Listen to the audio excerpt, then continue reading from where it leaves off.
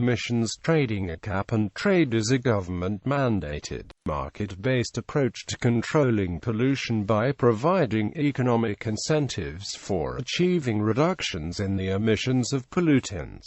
Various countries, states and groups of companies have adopted such trading systems, notably for mitigating climate change. A central authority allocates or sells a limited number of permits to discharge specific quantities of a specific pollutant per time period. Polluters are required to hold permits in amount equal to their emissions. Polluters that want to increase their emissions must buy permits from others willing to sell them. Financial derivatives of permits can also be traded on secondary markets. In theory, polluters who can reduce emissions most cheaply will do so, achieving the emission reduction at the lowest cost to society. Cap-and-trade is meant to provide the private sector with the flexibility required to reduce emissions while stimulating technological innovation and economic growth. There are active trading programs in several air pollutants. For greenhouse gases, which may cause dangerous climate change, permit units are often called carbon credits. The largest greenhouse gases trading program is the European Union Emission Trading Scheme, which trades primarily in European Union allowances. The Californian scheme trades in California carbon allowances, the New Zealand scheme in New Zealand units, and the Australian scheme in Australian units. The United States has a national market to reduce acid rain and several regional markets in nitrogen oxides. Overview. Pollution is the prime example of a marked externality. An externality is an effect of some activity on an entity that is not party to a market transaction related to that activity. Emissions trading is a market-based approach, among others, to address pollution. The overall goal of an emissions trading plan is to minimize the cost of meeting a set emissions target. In an emissions trading system, the government sets an overall limit on emissions and defines permits, or limited authorizations to emit, up to the level of the overall limit. The government may sell the permits, but in many existing schemes, it gives permits to participants equal to each participant's baseline emissions. The baseline is determined by reference to the participant's historical emissions. To demonstrate compliance, a participant must hold permits at least equal to the quantity of pollution it actually emitted during the time period. If every participant complies, the total pollution emitted will be at most equal to the sum of individual limits. Because permits can be bought and sold, a participant can choose either to use its permits exactly, or to emit less than its permits, and perhaps sell the excess permits, or to emit more than its permits, and buy permits from other participants. In effect, the buyer pays a charge for polluting, while the seller gains a reward for having reduced emissions. In many schemes, organizations which do not pollute may also trade permits and financial derivatives of permits. In some schemes, participants can bank allowances to use in future periods. In some schemes, a proportion of all traded permits must be retired periodically, causing a net reduction in emissions over time. Thus, environmental groups may buy and retire permits, driving up the price of the remaining permits according to the law of demand. In most schemes, permit owners can donate permits to a non-profit entity and receive a tax deduction. Usually, the government lowers the overall limit over time, with an aim towards a national emissions reduction target. According to the Environmental Defense Fund, cap-and-trade is the most environmentally and economically sensible approach to controlling greenhouse gas emissions, the primary cause of global warming, because it sets a limit on emissions, and the trading incentivizes companies innovate in order to emit less. International trade can offer a range of positive and negative incentives to promote international cooperation on climate change. 3 issues are key to developing constructive relationships between international trade and climate agreements. How existing trade policies and rules can be modified to be more climate-friendly, whether border adjustment measures or other trade measures can be effective in meeting the goals of international climate agreements, whether the UNFCCC, World Trade Organization, hybrid of the two, or a new institution is the best forum for a trade and climate architecture.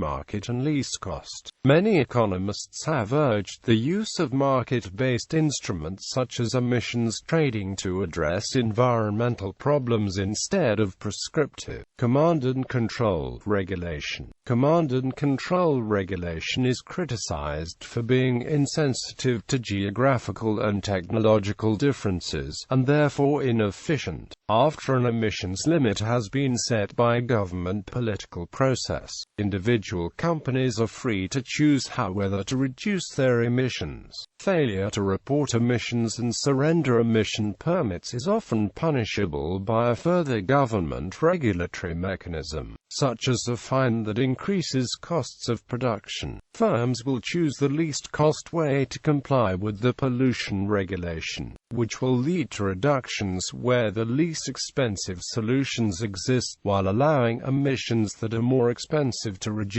Under an emissions trading system, each regulated polluter has flexibility to use the most cost-effective combination of buying or selling emission permits, reducing its emissions by installing cleaner technology, or reducing its emissions by reducing production. The most cost-effective strategy depends on the polluter's marginal abatement cost and the market price of permits. In theory, a polluter's decisions should lead to an economically efficient allocation of reductions among polluters, and lower compliance costs for individual firms and for the economy overall, compared to command and control mechanisms.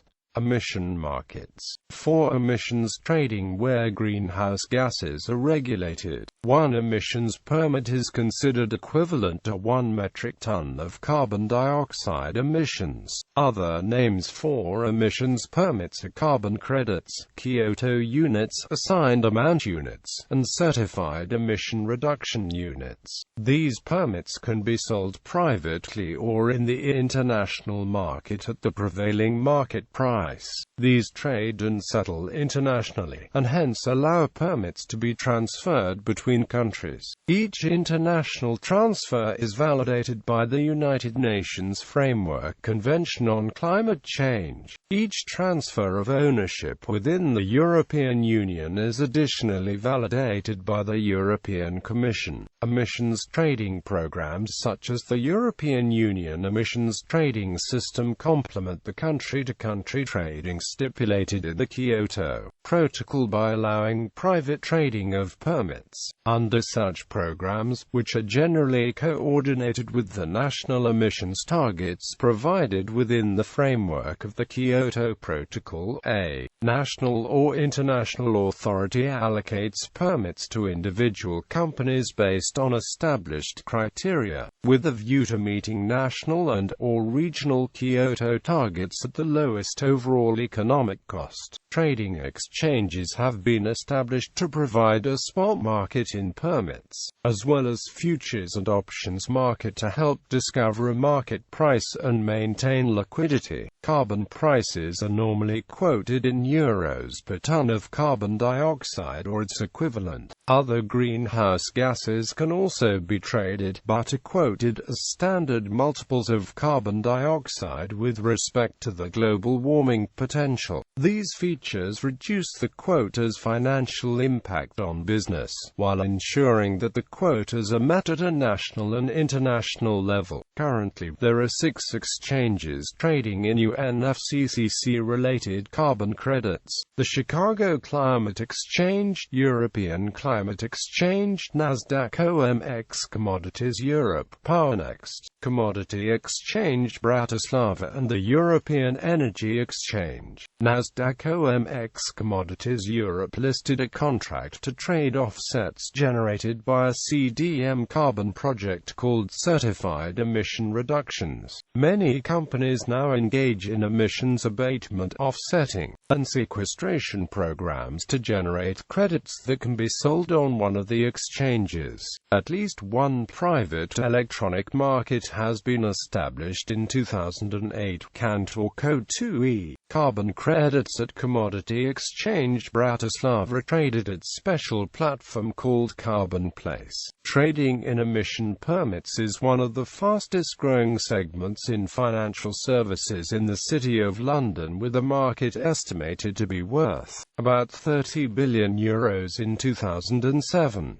Louis Redshaw, head of environmental markets at Barclays Capital, predicts that carbon will be the world's biggest commodity market, and it could become the world's biggest market overall. History. The international community began the long process towards building effective international and domestic measures to tackle GHG emissions in response to the increasing assertions that global warming is happening due to man-made emissions and the uncertainty over its likely consequences. The process began in Rio in 1992, when 160 countries agreed the UN Framework Convention on Climate Change. The UNFCCC is, as its title suggests, simply a framework. The necessary detail was left to be settled by the Conference of Parties to the UNFCCC. The efficiency of what later was to be called the cap-and-trade approach to air pollution abatement was first demonstrated in a series of microeconomic computer simulation studies between 1967 and 1970 for the National Air Pollution Control Administration by Ellison Burton and William Sanjor. These studies used mathematical models of several cities and their emission sources in order to compare the cost and effectiveness of various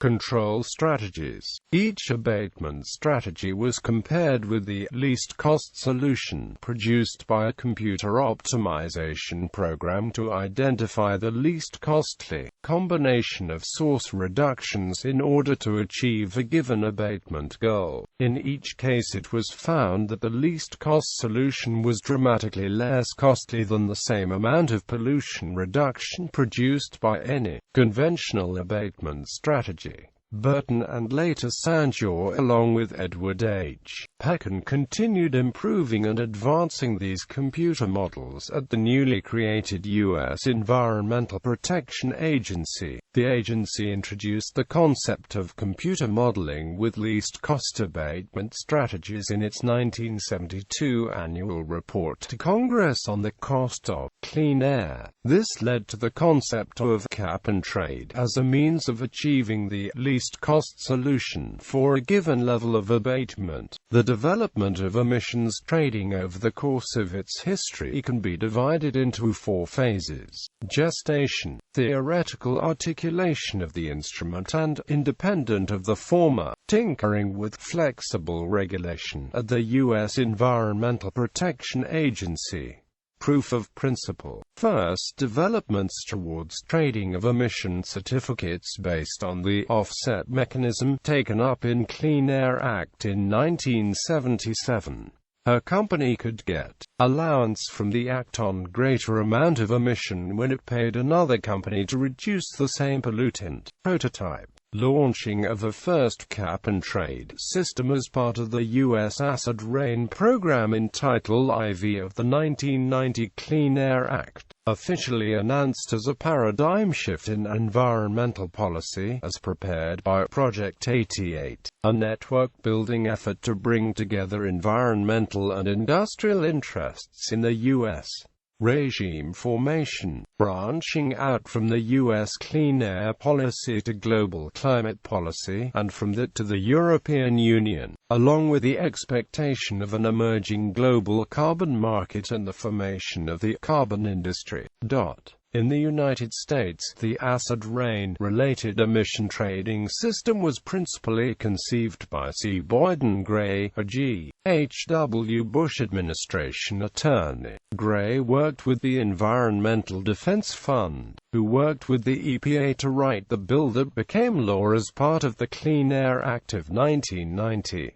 The new emissions cap on NOx and SO2 gases took effect in 1995, and according to Smithsonian Magazine, those acid rain emissions dropped 3 million tons that year. In 1997, the cobalt-3 phosphide agreed in what has been described as a watershed in international environmental treaty-making, the Kyoto Protocol, where 38 developed countries committed themselves to targets and timetables for the reduction of GHGs. These targets for developed countries are often referred to as assigned amounts. One important economic reality recognized by many of the countries that signed the Kyoto Protocol is that, if countries have to solely rely on their own domestic measures, the resulting inflexible limitations on GHG growth could entail very large costs, perhaps running into many trillions of dollars globally. As a result, international mechanisms which would allow developed countries flexibility to meet the targets were included in the Kyoto Protocol. The purpose of these mechanisms is to allow the parties to find the most economic ways to achieve the targets. These international mechanisms are outlined under Kyoto Protocol. On April 17, 2009, the Environmental Protection Agency formally announced that it had found that greenhouse gas poses a threat to public health and the environment.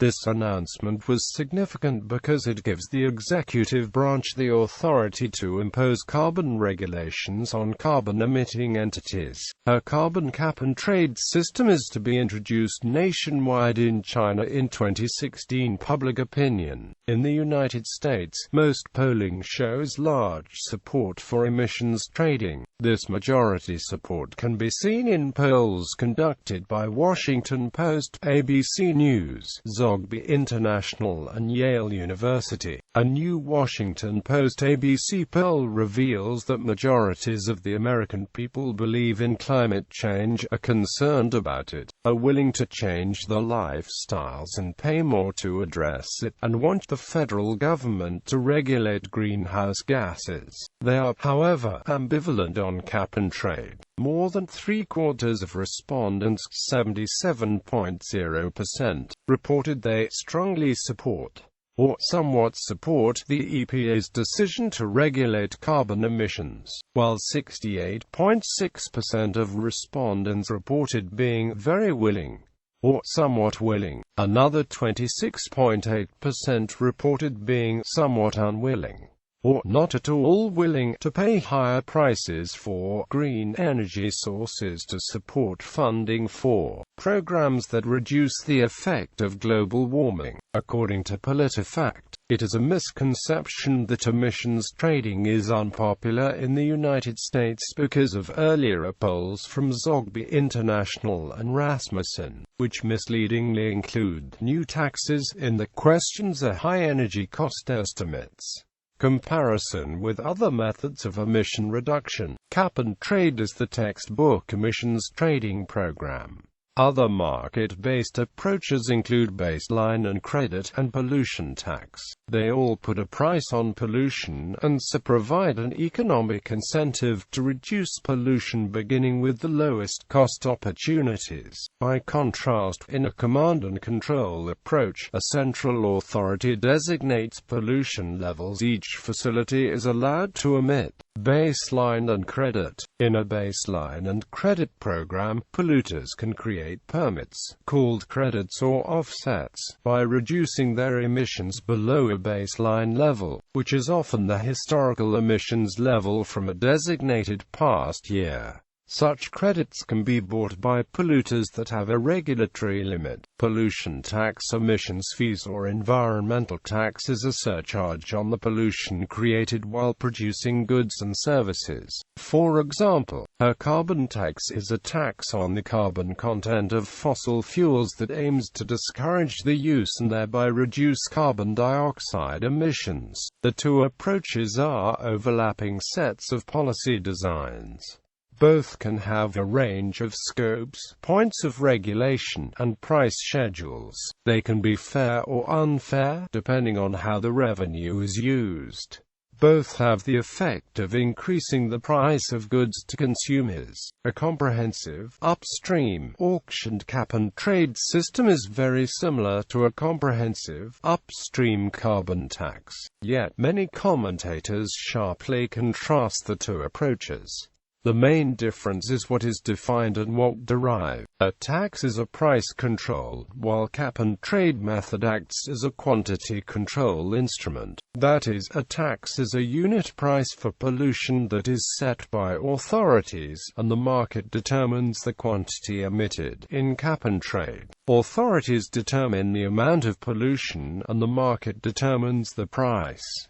This difference affects a number of criteria. Responsiveness to inflation. Cap-and-trade has the advantage that it adjusts to inflation automatically, while emissions fees must be changed by regulators. Responsiveness to cost changes. It is not clear which approach is better. It is possible to combine the two into a safety valve price, a price set by regulators, at which polluters can buy additional permits beyond the cap.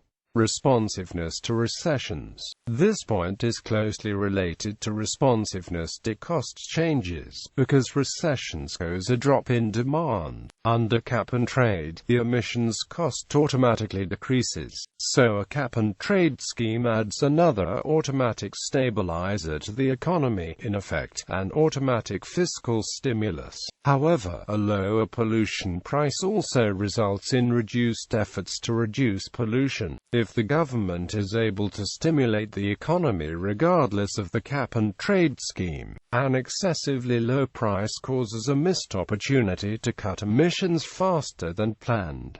Instead, it might be better to have a price floor. This is especially true when cutting pollution is urgent, as with greenhouse gas emissions. A price floor also provides certainty and stability for investment in emissions reductions. Recent experience from the UK shows that nuclear power operators are reluctant to invest on unsubsidized terms unless there is a guaranteed price floor for carbon. Responsiveness to uncertainty. As with cost changes, in a world of uncertainty, it is not clear whether emissions fees or cap-and-trade systems are more efficient. It depends on how fast the marginal social benefits of reducing pollution fall with the amount of cleanup. The magnitude of the tax will depend on how sensitive the supply of emissions is to the price. The permit price of cap-and-trade will depend on the pollutant market. A tax generates government revenue, but full auctioned emissions permits can do the same. A similar upstream cap-and-trade system could be implemented.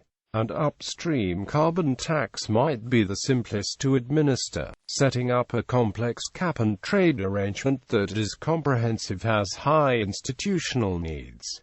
Command and control regulation. Command and control is a system of regulation that prescribes emission limits and compliance methods for each facility as source. It is the traditional approach to reducing air pollution. Command and control regulations are more rigid than incentive-based approaches such as pollution fees and cap-and-trade. An example of this is a performance standard which sets an emissions goal for each polluter that is fixed, and, therefore, the burden of reducing pollution cannot be shifted to the firms that can achieve it more cheaply. As a result, performance standards are likely to be more costly overall. The additional costs would be passed to end consumers.